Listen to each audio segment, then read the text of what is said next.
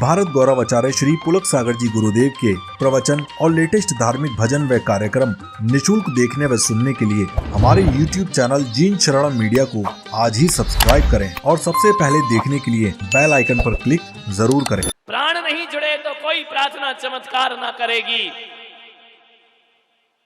हमारी प्रार्थनाएं तामसिक प्रार्थनाएं हैं। हमारी इबादत में भी दूसरों की भलाई नहीं है। एक बुढ़िया थी, उसकी पीठ में एक कुबड़ था, बड़ी दुखी थी। कुबड़ पीठ में रखकर घूमती थी सड़कों पर, और जो देखता था वो उसका मजाक बनाता था। जानते हो कुबड़ किसको निकलती है? पता है? जो लोग मंदिरों का खाते हैं उनकी पेट में कुबड़ निकलती है। जो धर्म का पैसा खाते हैं, जो ट्रस्ट का पैसा खाते हैं, जो लोग निर्माल्य भक्षण करते हैं, जो देव सास गुरु के द्वारा समर्पित द्रव्य को खाते हैं, अगले जन्म में उनकी पीठ में कुबड़ रख दी जाती है। ध्यान रखिए। इसलिए सब कुछ करना, भूखे मर जाना, दाल रोटी खा के जिंदगी गुजार देना, और ना मिले तो घास की रोटी खा के जीवन गुजारना, लेकिन कभी भी धर्म और धर्मायतनों का धन भक्षण नहीं करना चाहिए। धर्म स्थलों का भक्षण नहीं करना चाहिए। मंदिरों की प्रॉपर्टियों पर कब्जे किए बैठे हैं लोग, बरसों से दुकान लिए बैठे हैं, 20-20, 40-40 रुपया किराया देते हैं। आप सोचिए, धर्म आधा है, आप धर्म का भक्षण कर रहे हैं। और एक बात ध्यान रखना, ईश्वर जब देता है तो छप्पड़ फाड़ के देता है, और ईश्वर जब लेता है तो चमड़ी उधेड़ लेता है। ध्यान रखिए। ये धर्म स्थलों पर कब्जे करना, धर्म स्थलों पर बपौती जमाना, धर्मायतनों का खाना, चढ़ावा खाना, जैन दर्शन में कहा है कि सबसे बड़ा कोई पाप है तो निर्माल्य भक्षण सबसे बड़ा पाप हुआ करता है। जब तक तेरे पुण्य का बीता नहीं करार, तब तक तुझको माफ है, अवगुण कर ले हजार। ध्यान। जब तक पुण्य उदय है खूब खा लो पी लो, जिस दिन पाप का उदय आएगा, ध्यान रखना, दाने दाने को आदमी तरस जाया करता है। ध्यान रखिए। कुबड़ निकल आई उस बुढ़िया को। मालिकियत मत करो। जो दुनिया का मालिक है, हम उसके मालिक कैसे देंगे? हम यदि मंदिर की व्यवस्था संभालते हैं तो हम केवल सेवक हैं, सेवक। मैं बहुत से मंदिरों में जाता हूं, नियम लिखे रहते हैं, इस मंदिर में ये नहीं होगा, इस मंदिर में वो नहीं होगा, यहां ये नहीं चढ़ेगा, यहां वो नहीं चढ़ेगा। आदेश से अध्यक्ष, शर्म आती है मुझे, अध्यक्ष आदेश, अध्यक्ष कभी आदेश नहीं करता। ध्यान रखिए। और आदेश करता है तो उसका अध्यक्ष पना ज्यादा देर टिकता भी नहीं है। ध्यान रखिए। कभी भी मंदिरों के बोर्ड पर आदेश और आज्ञा नहीं लिखी जाती, वहां पर तो हाथ जोड़कर निवेदन लिखा जाता है। ध्यान रखिए। भगवान के दरबार में आदेश काम नहीं करते, वहां पर तो हाथ जोड़कर निवेदन काम किया करता है। अरे देश के प्रधानमंत्री और राष्ट्रपति भी इस देश पर आदेश नहीं चलाते। जब भी दिल्ली दरबार से उतरकर जनता के बीच आते हैं तो उन्हें भी हाथ जोड़कर जनता का निवेदन करना पड़ता है। जनता के हाथ जोड़ना पड़ते हैं, जनता पर हुकूमत नहीं की। 3 लोग के नाथ पर कैसे हुकूमत करोगे? सेवक हैं। सौभाग्यवानो कि ईश्वर ने तुम्हें सेवा करने का मौका प्रदान किया है। ध्यान रखिए। एक व्यक्ति को मैंने एक काम के लिए आदेश किया। मैंने कहा कि मेरे भाई ये काम कर देगा। उसकी आंखें भर आई। उसने कहा महाराज। मैंने कहा क्यों, कोई कठिन काम है, तू नहीं कर पाएगा? बोलेगा मेरे लिए कोई कठिन काम नहीं है। तो फिर तेरी आंख क्यों भर आई? बोले आंख इसलिए भर आई महाराज कि आपने मुझे काम के योग्य समझा, वरना मेरे जैसे तो आपके पास हजारों आते हैं, यदि आपने काम बता दिया तो मुझे लगा कि आपकी कृपा मेरे ऊपर बरस गई है। कोई काम गुरु बता दे, जीवन का सौभाग्य समझना, और काम करने के बाद ये मत समझना कि हमने उन पर कोई एहसान कर दिया है। अरे क्या एहसान करोगे तुम? एहसान तो संत ने तुम पर कर दिया है और तुम्हारे लिए कल्याण के रास्ते। क्या ऐसा थोड़ी सी महाराज की सेवा क्या कर दी? ऐसी छाती चौड़ी करते हो जैसे महाराज को अपना गुलाम बना लिया हो। ध्यान रखिए, किस्मत वाले हो, वरना लाखों लोग आते हैं संत दरबार में, पूरा चौमासा करके चला जाऊंगा, 90% लोगों के तो मुझे नाम भी मालूम नहीं होंगे। ध्यान रखिए, और कहीं अनजान मिलोगे तो तुम ही बताओगे कि हम ग्वालियर से आए हैं, मैं तो इतना भी नहीं जानूंगा कि कौन कहां से आया है। 2-4 लोगों के नाम जुबान पर होते हैं। एक बात याद रखना, कहते हैं ना कि जिनके नाम संतों की जुबान पर होते हैं, ध्यान रखना, इससे बड़ा नोबेल पुरस्कार दुनिया का कोई दूसरा नहीं हुआ करता। हर किसी का नाम थोड़ी होता है। अभी मैं सबको थोड़ी जानता हूं, आ भी जाओगे तो मैं पहचानूंगा ही नहीं कि कौन हो। पहचान बनाने के लिए बहुत कुछ करना पड़ता है। ध्यान रखिए मान्यवर,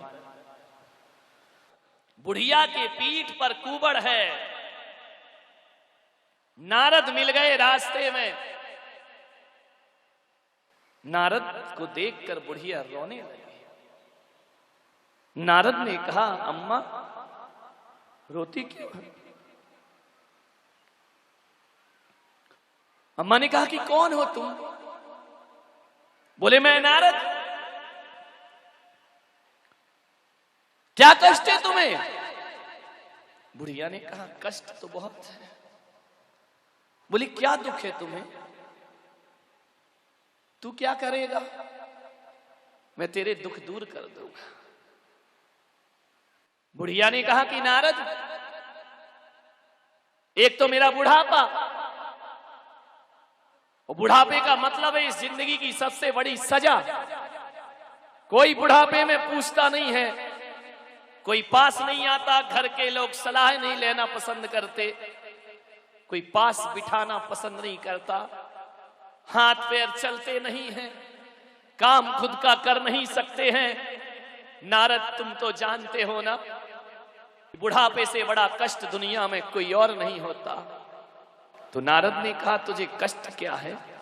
बोले एक तो मेरा ये बुढ़ापा, और दूसरा मेरी पीठ पर ये कुबड़ रखा हुआ है, और इसे देख करके बच्चे मजाक बनाते हैं।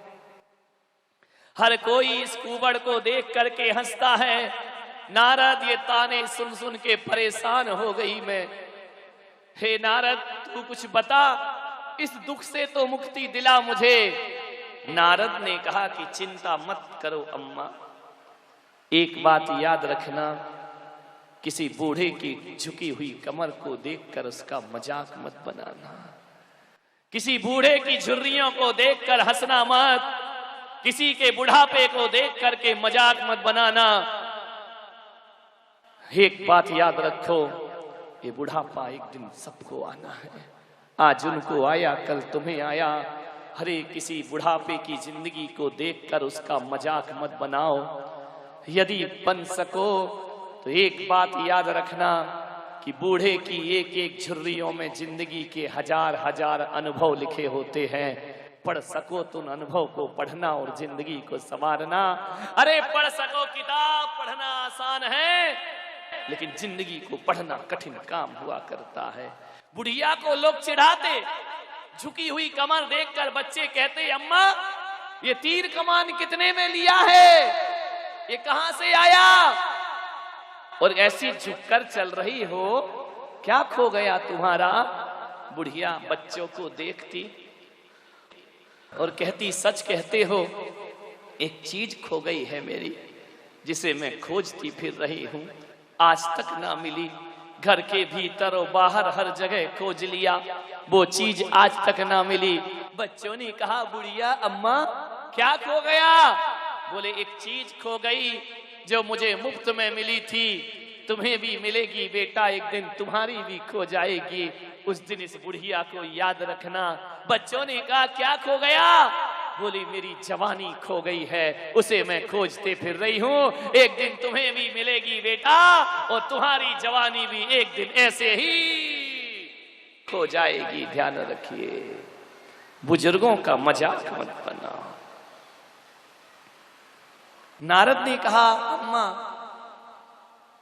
तुम्हें तेरी कुवड़ हटा दूं? अम्मा ने बड़ी आशा भरी निगाहों से देखा। नारद का स्पर्श किया कि नारद तू मेरी कुवड़ हटा देगा? बोले हाँ अम्मा, 1 मिनट नहीं लगेगा, तेरी कुवड़ हट जाएगी, तू सुखी हो जाएगी। बुढ़िया ने कहा बेटा एक बात बता, तुझे कुवड़ हटाना आती है? बोले आती है। तो नारद एक बात और बता, जब तुझे हटाना आती है तो लगाना भी तो आती होगी ना? उसने कहा हाँ अम्मा, मैं हटा भी सकता हूं और लगा भी सकता हूं। तो बुढ़िया ने कहा कि भाड़ में जाए मेरी कुवड़, मेरी कुवड़ हटाने की कोशिश मत कर। अरे तो नारद ने कहा तू तो कुवड़ से दुखी है ना? बोले नहीं, मेरी कुवड़ हटा देगा तो मुझे वो सुख नहीं मिलेगा। जो मेरा मजाक बनाए, जो मुझ पे हंसे, उन सब के पीठ पर एक एक कुवड़ रखते जाना, ताकि दोबारा किसी का मजाक बनाना भूल जाए, ताकि दोबारा किसी पर हंसना भूल जाए। बुढ़िया ने कहा सबकी पीठ पर एक एक कुवड़ लगा दे। अरे जब सबकी पीठ पर लग जाएगी तो कौन मुझे चिढ़ाएगा और कौन मेरी मजाक बनाएगा? कहते हैं इतना सुनते ही नारद अंतर ध्यान हो गए। बड़ी नादान थी बुढ़िया, अपने कुवड़ तो नहीं हटाया, दूसरों के लिए कुवड़ मांग लिया। अरे कुछ लोग ऐसे होते हैं दुनिया में जो अपने दुख की परवाह नहीं करते, लेकिन दूसरों के दुख के लिए भगवान से प्रार्थना किया करते। ऐसी तामसिक प्रार्थनाएं हैं, अपना सुख मांगो तुम्हें पूरा हक है, लेकिन पड़ोसी के लिए दुख मांगने का तुमको कोई हक नहीं हुआ करता है। काश बुढ़िया अपनी कुवड़ हटा लेती तो सुखी हो जाती। नारद ने कहा ऐसी तामसिक प्रार्थनाएं ईश्वर नहीं सुना करता है। आप भी तो वही बुढ़िया हैं मेरे भाई,